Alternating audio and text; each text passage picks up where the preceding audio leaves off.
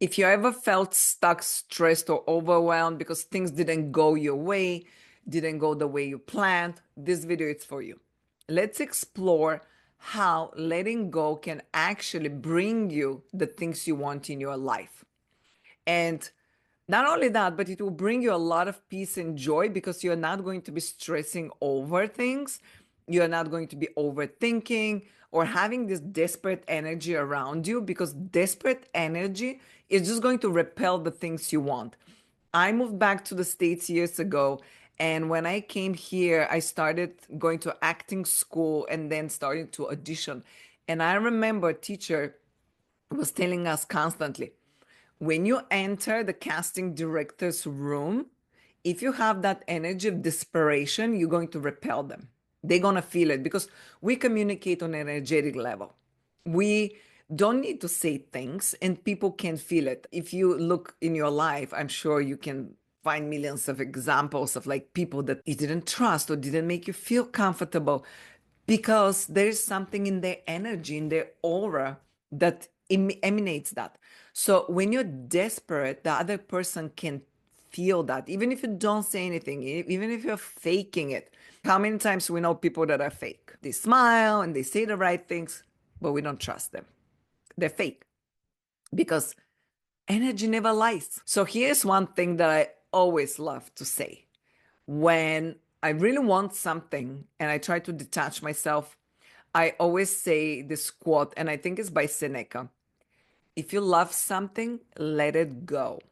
If it comes back, it's yours forever. I did that with boyfriends, with jobs, promotions, friends, just simple things. I just say to myself, if it's meant to be, will be. I don't have to force it or push it. Let it go, let it free. And wanting nothing actually gives you everything. It's okay. Of course, we need to have goals, vision for ourselves. I'm very big on vision. I have a vision board. You have to have a vision for yourself, a goal, exactly how you want people to treat you, exactly what you're available for and not. This is, again, I'm showing in this video my manifesto, what I'm available for and not. That my inner peace is my number one top priority. And then you have to let it go and let the universe do its job. You don't need to know the how. You just need to know what you want. Again, I'll give you an analogy with the acting. When I was in theater acting, and we would just rehearse, and the teacher would tell us, okay, here's the key. Rehearse as much as possible, right? We rehearse for months. And then once it's a go time, you let it go. You let everything go.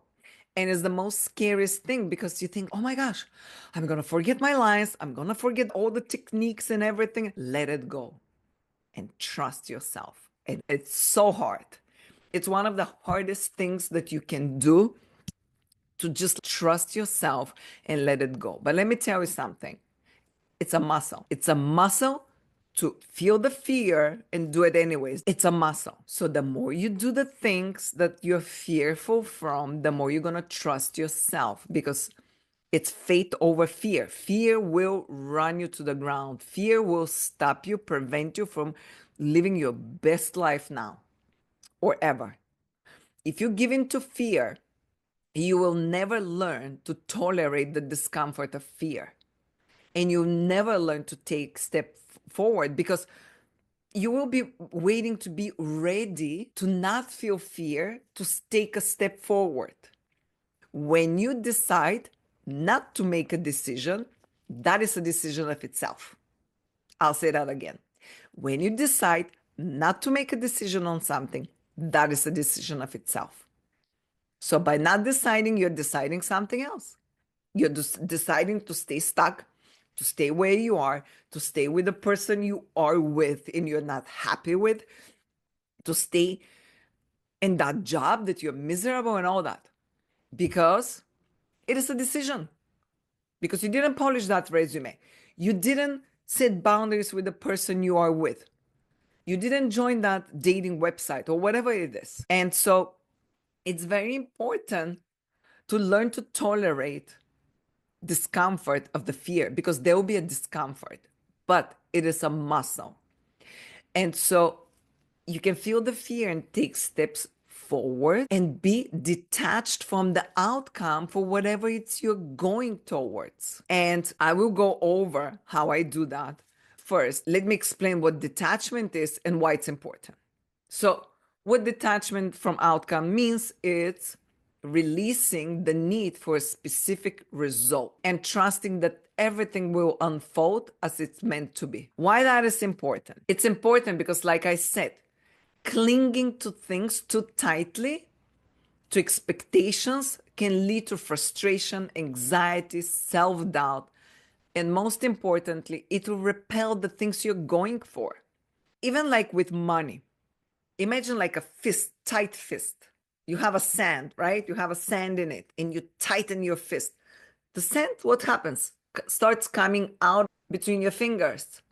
You open your fist and there's this tiny little thing of sand left. What if you hold it like this? How full it is? It's almost 5 times more, or even more than that. That's how you need to approach life and decisions. You want something, and then you relax into it. Put it on the palm of your hand and relax to it.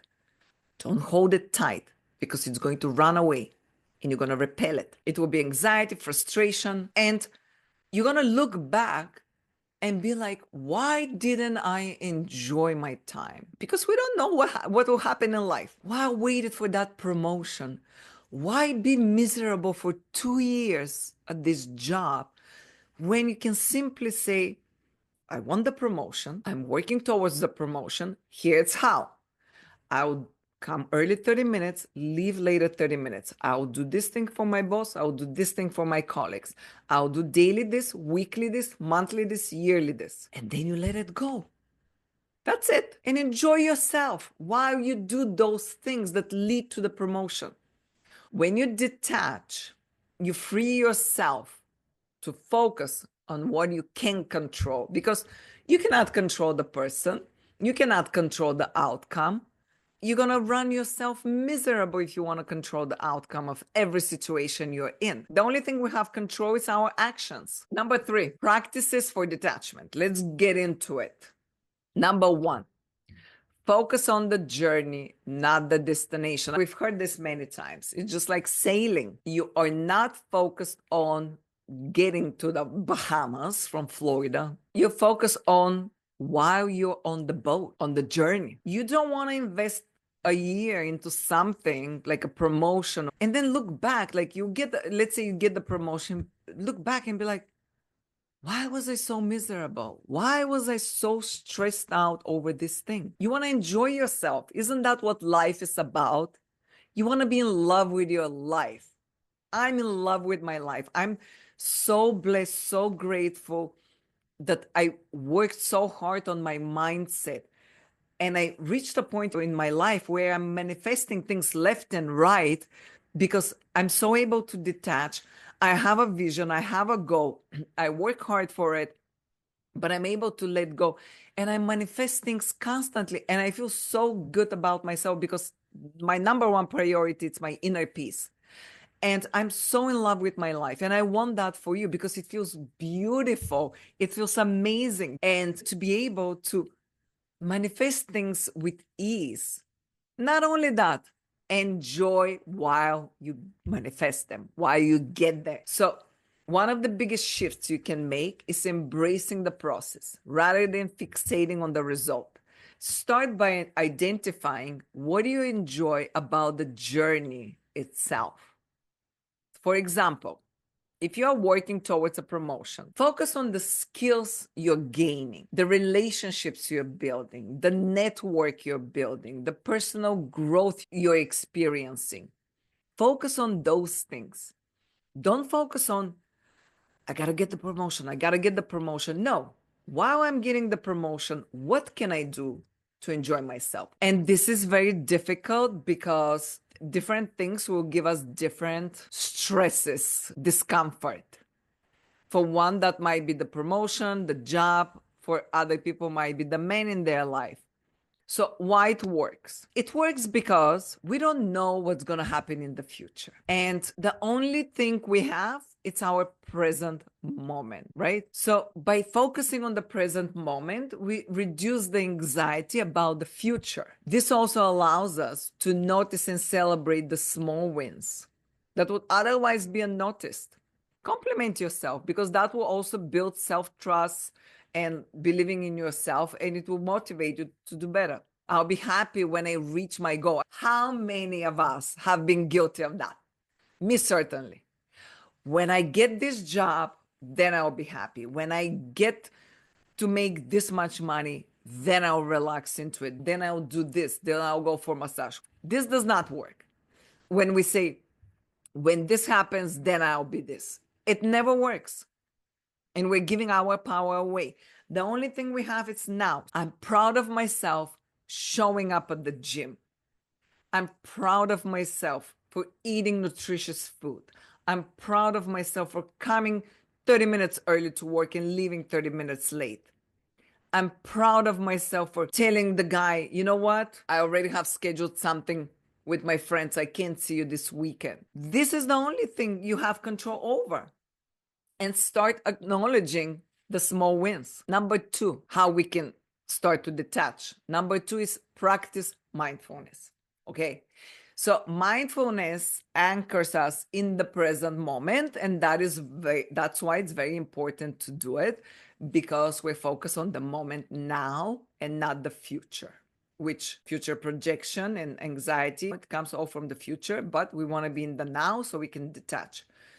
And so mindfulness anchors us in the present moment, where you can let go of the worries about the future and regrets about the past.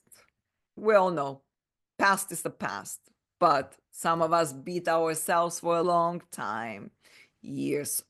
And we don't know, by losing something or happening in a certain way in the past that didn't save us. We will never know. And it's a past. What does it matter? We can learn to learn from the past, from the mistakes we did, and then move on.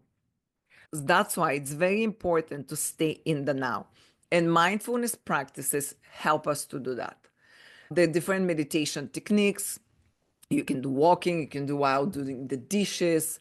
There's so many meditations, there's so many free resources. There are apps and YouTube videos. If you want to, you can find.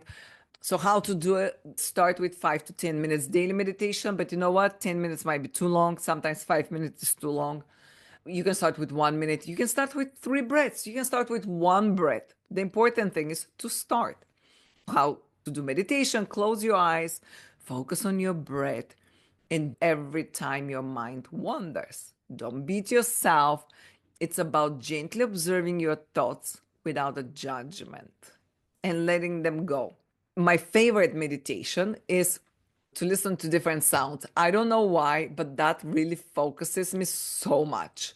If I focus on my body sensations, I start itching. I don't know. I've done it and I like it, but the one I love, it's listening, trying to detect as many sounds as possible. And it's so much fun.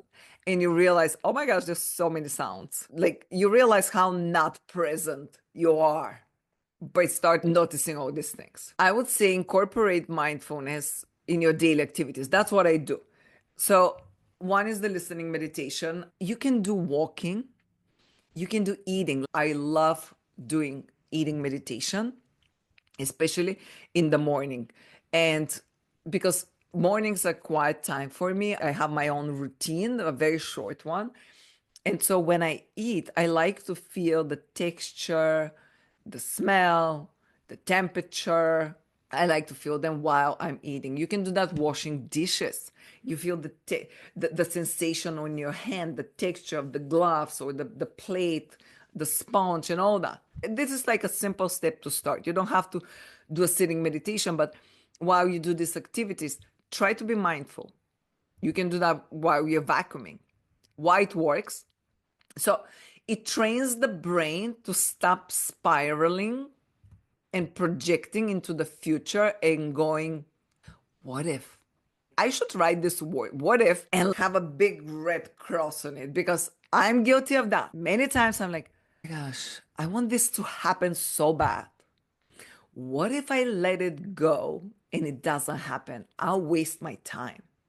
It's like my mom once was like, stop with a waste of time. There's never a waste of time. Nothing is waste of time. We're here to learn, to experience, to live a life. So the meditation helps you to get grounded.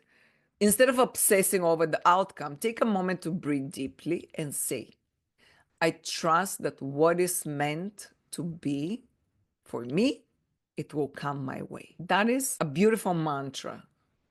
Or sometimes I say, what is meant to be will be. I don't have to force it. Let it flow. Let it be. It relaxes you and calms you down, and you still can expect the thing that you want. Of course, that's normal, but you're not going to be anxious about it. And you're not going to have this desperate energy where you're going to push people away or push whatever you want away. The next thing is set intentions, not expectations. When you start doing yoga and you always set an intention, it's the same thing. Even when you're dating or you're going to a new job or a course or whatever it is, look for your intentions, not expectations. My intention tonight is to go out, have fun, ask the person I'm going with questions about themselves, their day, make them feel important. That is my intention. And enjoy the museum, the artwork. But I don't have expectation of, wow, we need to meet. He needs to give me a flower and ask me about my day and do this thing. And then we go for dinner and then we do this. And that's taking away control from yourself, because that has nothing to do with who you are, with you, with what you do. And we only have control over our actions. So intentions guide our actions without attaching happiness to a specific result. So I'll enjoy myself tonight with flowers or without. I'll enjoy myself tonight, even if the train is late. So how to do it, right? So write your intention for your goal. For example, you're searching for a new job. You can write something like, I intend to give my best effort and remain open to possibilities. We know we want the job, but we don't know how things are going to happen. And sometimes universe surprises us and brings us things in a way that we never expected. And sometimes it brings us things more than we ever asked for. That's why it's important to set the intention that you want a new job and then let everything go. Or I intend to start going out with people and remain open to give chance to people that are out of my comfort zone or that I'll not necessarily find attractive from the get-go, from their photo. So avoid statements like, I'll be happy only if this happens. I'll be okay and not stress out only when this happens. Just avoid those things. Why it works? It works because intentions focus on our actions and mindset. And like we said, these are the things we can control: actions, our actions, and our mindset. We have no control over the outcome. And we have to just trust again. We have to trust that the universe has something better in store for us. And we have to trust that we're going to be okay. We're going to be absolutely okay. Okay, the next thing we can do is affirmation to release control. And I think I shared my affirmation, but affirmations are positive statements that help you reframe your mindset and let go of attachment. So, how to do it? Choose an affirmation that resonates with you. So, you can choose something like, I trust the timing of my life. I've done my best and I release the need to control the outcome. Or, what is meant to be, it will come effortlessly. You can do anything that works for you. And you can repeat that affirmation daily, or especially when you're feeling yourself clinging to a specific result. She must do that. I gotta get this by then. Say to yourself, this, whatever it's meant to be, will be. I don't have to force it. Let it go. Let it flow. let it be, whatever affirmation you have. So affirmations, the way they work, they rewrite your thought patterns over time because there are neurons in the brain and our thoughts are just habits. It's a habitual thinking.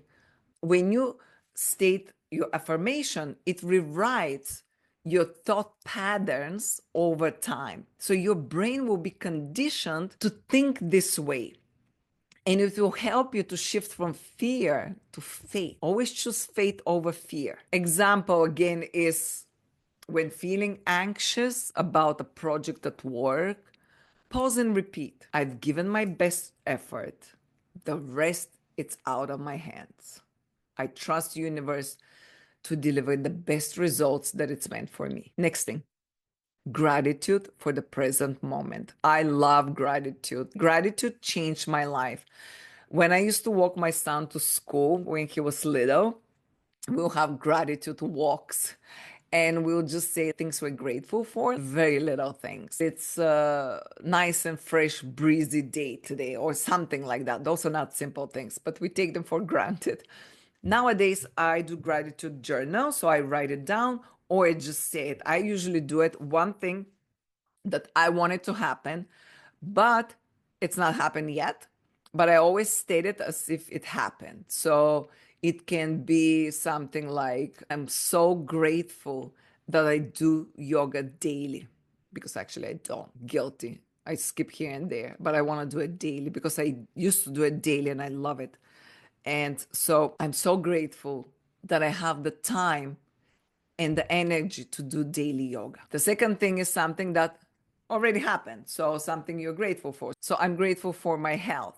I went to the doctor and everything is fine. And the third thing is something very little, something that is not such a big thing like a health and all that, but can be something like, I'm grateful for the fresh flowers that I have in my apartment left over from Thanksgiving, or the sun ray that comes through my window in the afternoon. Watch your life transform because your brain will be so in tune to watch for the beautiful things in your life, for the good things.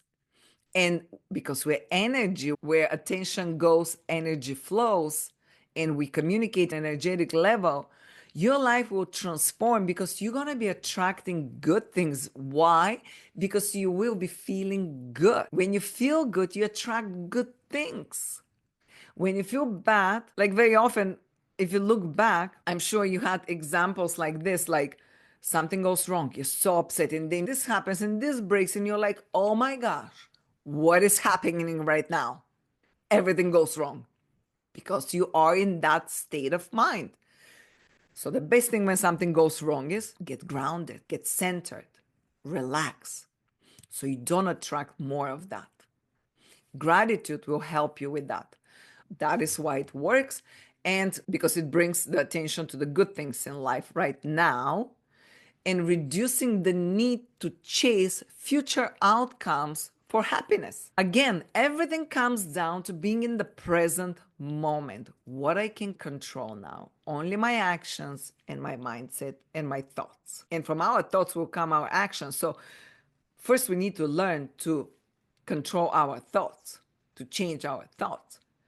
And that will bring us in the present moment again, the gratitude, and not spiraling about the future or chasing something in the future that we think will make us happy. And that is very difficult, but with practice and tolerating discomfort and putting one foot in front of the other while we feel the fear and discomfort, that is when those things start to change in us, and then we start to transform our life.